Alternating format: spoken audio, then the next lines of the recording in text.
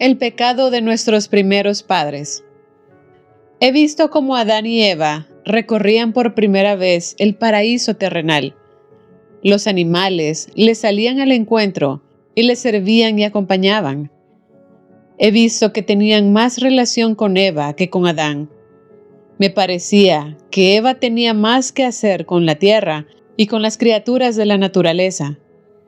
Ella miraba más hacia abajo y en torno suyo, y se manifestaba más curiosa e investigadora. Adán era más silencioso y más dirigido hacia Dios, su creador, que hacia las criaturas. Entre todas las criaturas había una que, más que las otras, se había aficionado a Eva. Era un animalito indeciblemente agradable, amistoso y halagador. No conozco otro animal en la naturaleza que pueda ser comparado con él. Era completamente liso, delgado de cuerpo, parecía no tener huesos. Sus patitas traseras eran cortas y corría levantado sobre ellas. Tenía cola terminada en punta, que llegaba y arrastraba por el suelo. Y arriba, cerca de la cabeza, tenía además dos pequeñas patitas muy cortas. La cabeza era redonda y de mirar prudente, y mostraba a veces una lengüita muy movible. El color del vientre, del pecho y del cuello era blanco amarillento, y por encima la parte superior más oscuro, así como una anguila. Su estatura cuando estaba levantado era como la de un niño de 10 años de edad. Estaba siempre en torno de Eva, y era tan halagador y salamero, tan movedizo e interesado en mostrarse y rodear a Eva, que ésta encontraba gran placer en su compañía. Con todo, este animalito tenía para mí algo misteriosamente temible, y aún lo tengo ahora, así ante mis ojos. No he visto que ni Adán ni Eva lo tocasen. Había, en efecto, antes de la caída, un gran distanciamiento entre el hombre y los animales. Ni siquiera a los primeros hombres del mundo los he visto tocar a los animales. Y aun cuando los animales eran mansos y más relacionados con los hombres, se conservaban los unos más alejados de los otros. Cuando Adán y Eva volvieron a aquel lugar resplandeciente, apareció una faz luminosa delante de ellos, como la de un hombre noble y severo, de blanca y luminosa cabellera, y me pareció que indicándoles toda la naturaleza, se la entregaba, y que algo en cambio les mandaba observar. Ellos no se mostraban cohibidos en su presencia, y lo escuchaban sin mostrar temor alguno. Cuando este ser desapareció, me pareció que quedaron aún más contentos, más dichosos, y que entendían más y encontraban mayor orden en todo lo que veían en la naturaleza. Sentían un gran deseo de agradecer, y este sentimiento era mayor en Adán que en Eva, que encontraba más contento en su dicha y miraba más a las cosas que al agradecimiento a Dios. Ella no estaba tan abismada en Dios como Adán. Ella tenía más su alma en la naturaleza.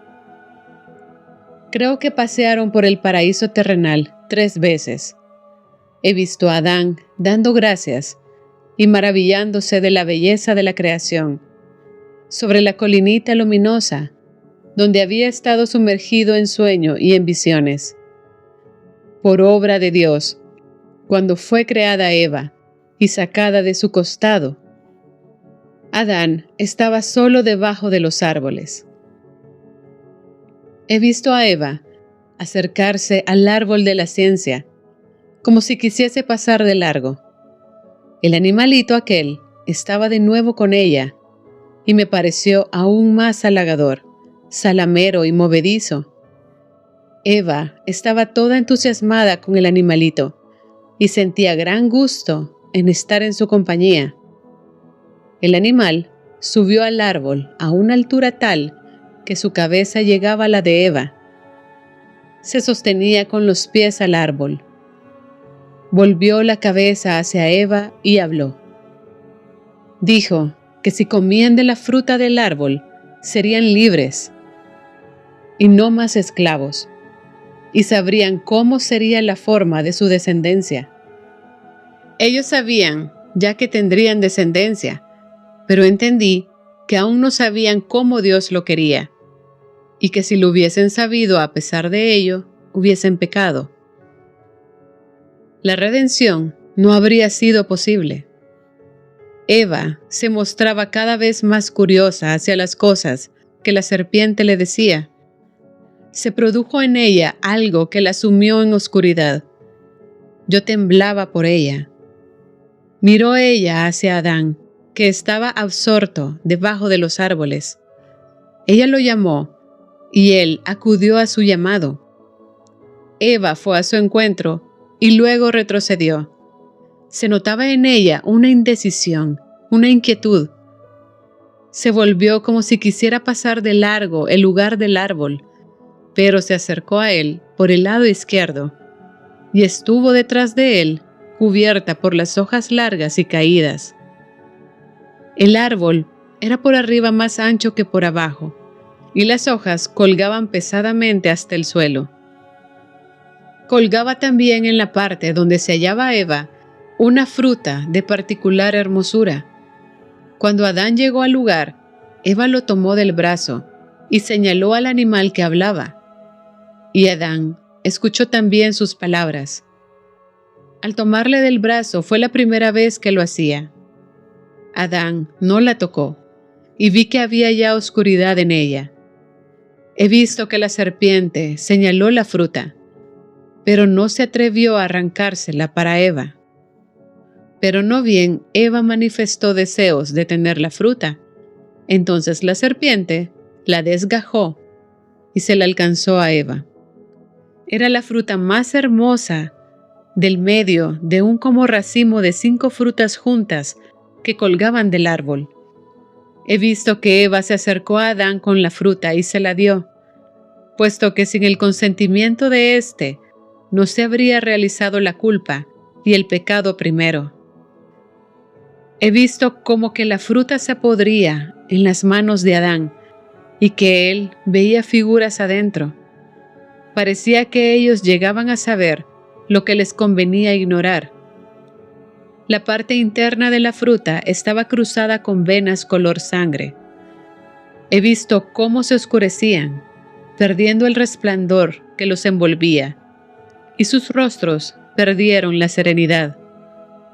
Me pareció que hasta el sol se retiraba. La serpiente bajó al punto del árbol y huyó sobre sus 4 patas. No vi comer la fruta, como se hace al presente, con la boca, pero la fruta desapareció de entre las manos. Entendí que Eva ya había pecado cuando la serpiente estaba en el árbol, puesto que la voluntad de Eva estaba ya con la serpiente. Supe entonces algo que no puedo ahora explicar debidamente. Era como si la serpiente fuese la figura y la representación exterior de la voluntad de Eva, como de un ser con el cual pudiesen ellos hacerlo y alcanzarlo todo. Dentro de esta voluntad, en figura, entró Satán. Por el gustar de la fruta prohibida, no estaba aún completo el pecado, pero esta fruta de tal árbol, que echa sus ramas en la tierra y reproduce nuevas plantas de la misma especie, que hacen lo mismo luego al hincarse en el suelo, tiene en sí la significación de un trasplante y de una reproducción de su mismo poder.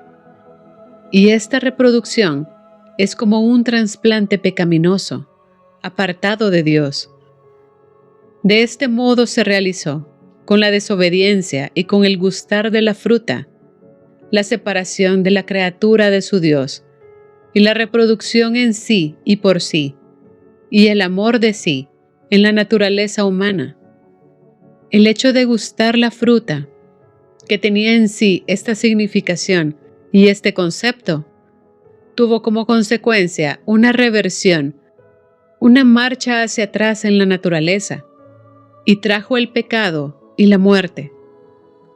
La bendición de una descendencia santa y pura en Dios y por Dios, que había recibido Adán después de la creación de Eva, le fue quitada después de probar la fruta. Yo he visto cómo, al dejar a Adán su lugar en la colinita para ir hacia Eva, que lo llamaba, se aproximó el Señor por detrás de él y le quitaba algo de su cuerpo. Tuve la persuasión de que ello debía salir la salud del mundo. Tuve una vez, en la fiesta de la Inmaculada Concepción de María, una visión de Dios sobre este misterio. He visto en Adán y Eva encerrada la vida corporal y espiritual de todos los hombres, y como por el pecado y caída, fue esta vida corrompida y mezclada, y como los ángeles caídos adquirieron entonces poder sobre los hombres. He visto en esta visión cómo la segunda persona de la Santísima Trinidad descendió sobre Adán, y con una especie de cuchillo retorcido, le sacaba esa bendición antes que consintiese en el pecado.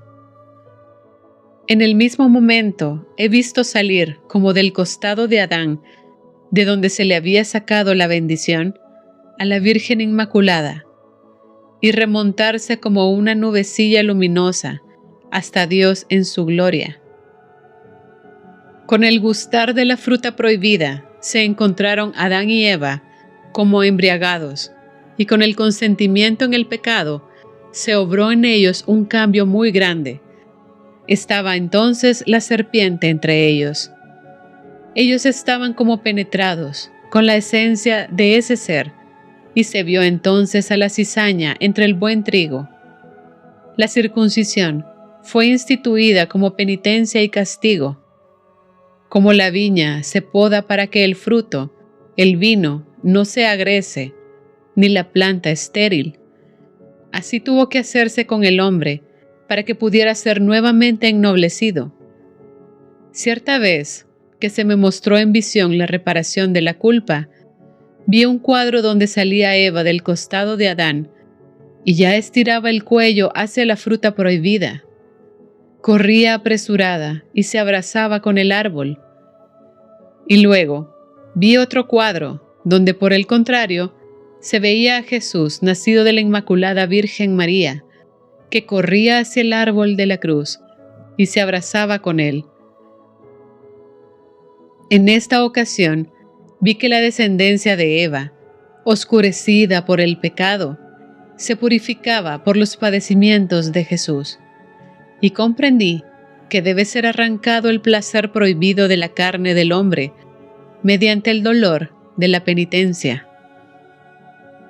Las palabras de la epístola de Gálatas, donde dice que el hijo de la esclava no debe ser heredero, las entendí siempre en el sentido de que bajo el nombre de esclava se comprendía la carne y la sujeción de la misma.